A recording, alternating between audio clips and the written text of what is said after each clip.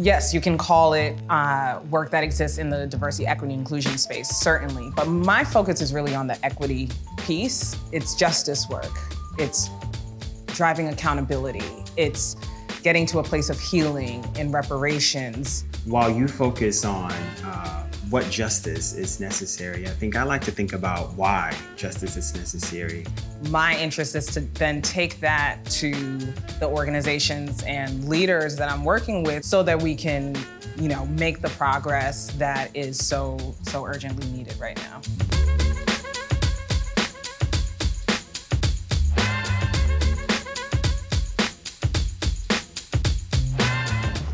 Hi. Hey, Stef, how are you? I'm doing well. How are you? Doing well. It's good to see you. It's so great to see you. How have you been? I've been pretty good.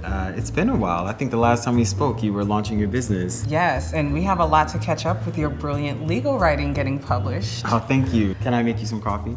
Please, that's quite the setup you have over there. It makes literally anything. What do you want? Okay, let's go for a latte. Okay, I think I'll have a cappuccino. Okay.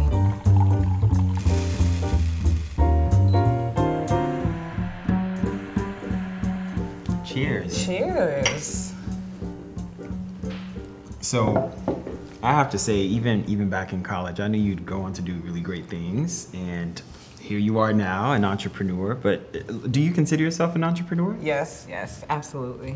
Well, how do you like to talk about your work to other people?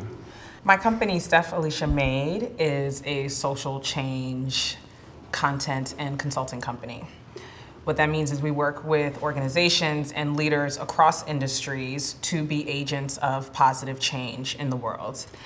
But what about you? I've been following your legal career, and I know that you've been doing a lot of published work. How do you talk about the work that you do? Yeah, well, I'm a lawyer at a social policy and educational research firm, and I teach law, and I tell people that I really enjoy thinking and writing about issues that intersect race, education, and the law. And of course, all of this is in service of thinking about how to make the world a better place. So yeah, I think it's been during the last year and a half that it's felt especially relevant to be thinking and writing about these issues. And I'm particularly curious in your assessment of where we are.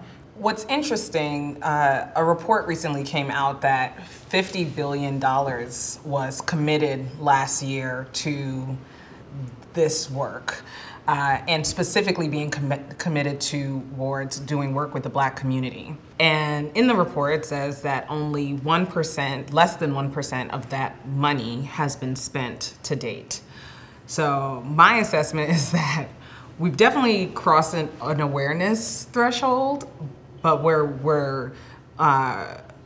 we can improve is with action. But I have to say, as much as I enjoy thinking and writing about issues of race, what I am not interested in, is leading the kind of efforts that I think your company focuses on. That is, DEI efforts at my workplaces. And neither, quite frankly, do I think it's my responsibility. And so I think that's what makes your work especially interesting, especially given that historically, and I think we can all agree, so much of these efforts has been led by Black women. The way that I see the work that we do at my company is that, yes, we do exist in a diversity, equity, and inclusion space of sorts, but I'm really focused on the equity piece. That is what has motivated me to do this work for so many years, and it's because I see equity as it's justice work. It's driving accountability. It's getting to a place of healing and reparations and for all that has been lost and quite frankly taken. So that's why I'm motivated to do the work, because I think that it is important, though challenging, and certainly not the responsibility of Black people to clean up the mess, but it is important to me to put energy towards it because I think it's worthwhile. It sounds like while you focus on what justice should be, I'm more interested in why we need justice in the first place. Yes. And more specifically, I'm interested in thinking and writing about what history and the law have to say about why justice is necessary in the first place. That is, what does this nation owe oppressed groups like Black Americans? Yeah, and we've seen how the law can be used to justify under-resourcing, or how it has historically been used to our disadvantage as Black people, but you're looking at how to use it to our advantage. So can you talk a little bit more about that writing? Yeah, well, first, I think you're right. I think, unfortunately, the law has in many instances been used to sort of minimize or diminish the racial justice efforts that folks have put forth. I'm interested in interrogating that a bit. I think that there is something to be said about what the Constitution might have to offer us, might have to inform this conversation about what this country owes Black Americans, given the vestiges of slavery that still linger. So my most recent piece, for example, is focused on, for example, what the 13th Amendment has had to say about what Congress's role might be in authorizing or enforcing legislation that is to ensure that Black Americans can continue to live out fully free lives, which is what the 13th Amendment in all intents and purposes was supposed to confer. And so I'm interested in thinking creatively, but also just helping us appreciate more fully what the Constitution has to say about these issues. And we'll see where it goes. Well, I think in tandem, our work really drives accountability, right? And so there's power in narrative, in language, in the written word that you are conveying through your work.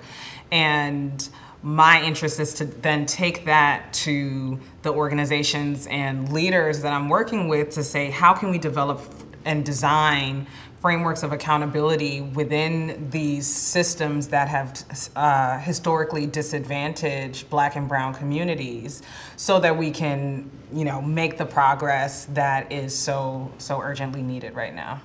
Well, on the accountability piece, what I hear you saying is that these are also the kinds of leaders who probably can appreciate that real accountability with respect to diversity, equity, inclusion. They can appreciate that it's going to take significant sacrifice, that it's going to be an inconvenience, that it's going to be uncomfortable. Because I think... And it's going to be ongoing. And ongoing. These are ongoing efforts. So, Stef, this is obviously heavy work, the kind of work that you're doing, but I am curious, as your friend, how are you taking care of yourself? It can be a lot. However, one, I get a lot of energy from my family and friends, and I make time to hang out safely in person now that we can do that in some regards. But I also get a lot of energy from taking a pause and just enjoying my solitude. And so I love watching TV and just consuming as much art as I can from Black creatives. I love that so much, and I make a lot of time to do that. How about you? How have you been taking care of yourself?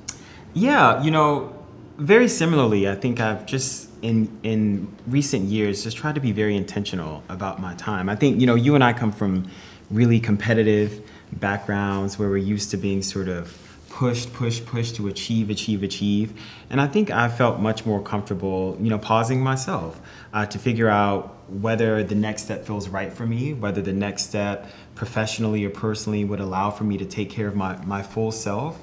And so, I'm not interested in taking on any work that is either not interesting to me or either will disallow me from really feeding the other parts of myself. And so if I'm no longer allowed to go to the gym, to go to my yoga class, to call up my family members, to set aside time to enjoy coffee with a friend, those are not efforts I'm interested in. And so I value my time a lot. And so I want to continue to maintain that as a value in order to control how I spend it and who I spend it with. Thank you for spending this time with me then. You got it, friend.